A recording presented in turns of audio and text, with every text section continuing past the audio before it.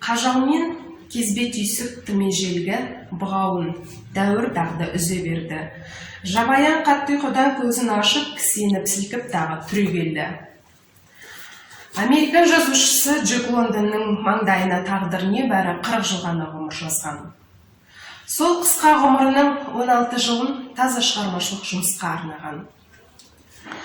Жазушы шығармашылығының оқиғалары негізінен барлық адамның аяғы бірде жете бермейтін, өркениетті ортадан алыс, табиғаты ерек, жаратылысы бөлек, өзгеше бір өңірлерде өтеді.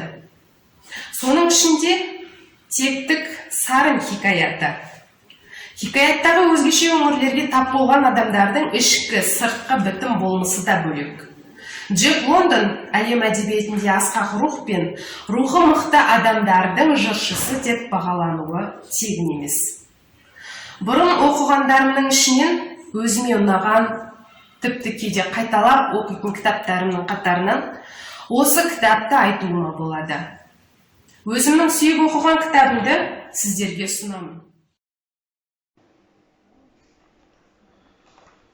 Кенеттен ат тұяғының дүбірі естілді. Орманнан сер Дэниелдің қолбаласы жас Ричард Чилтон шығып, күңгірлеген көпірмен сатырлата шауып өтті. Ол әрине не болғанын жақсы біледі. Сондықтан да жұрт оны тоқтатып, жағдайды түсіндіруін өтінді.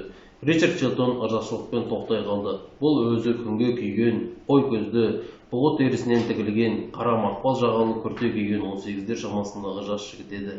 Басына жасыл шалғабай киіп, иығына арбалет асынған. Хабаршы шынында да маңызды хабар әкеліпті. Алда шайқас болмақшы.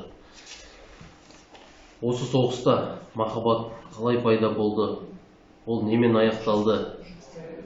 Және екі жас бірін-бірін кешіре алады ма?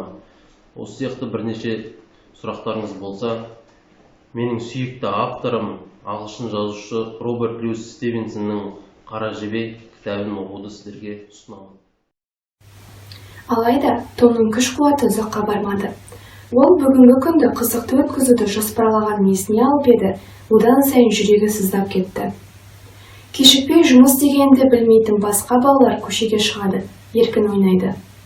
Әрине, олар түрлі қызық ойындарды біледі, және олардың бәрі мұның жұмыстан басталамай жатқан түрін көріп мазақтайды. Мұны ойлағанда әбден күйіп кетті. Ол қалтасынан барлық қазынасын шығарып, оларды қарай бастады. Ойыншықтың сынықтары, шариктер және басқа бірдеңелер. Бұл дүние сылмақтарды беріп, ешкімге жабықты сырлата алмайды және жарты сағаттық еркіндікті сатып ала алмайсың. Ол дүниелерін жинап, қайта қалтасына салды және еңбекке айырбастау туралы ойдан бас тартты. Балалардың ешқайсысы мұндай бейшара ақыға бола жұмыс істемейді. Кенет осындай қара түнек қаптаған сәтте Томға шабыт келді. Нағыз шабыт, жарқыраған даналы ғой.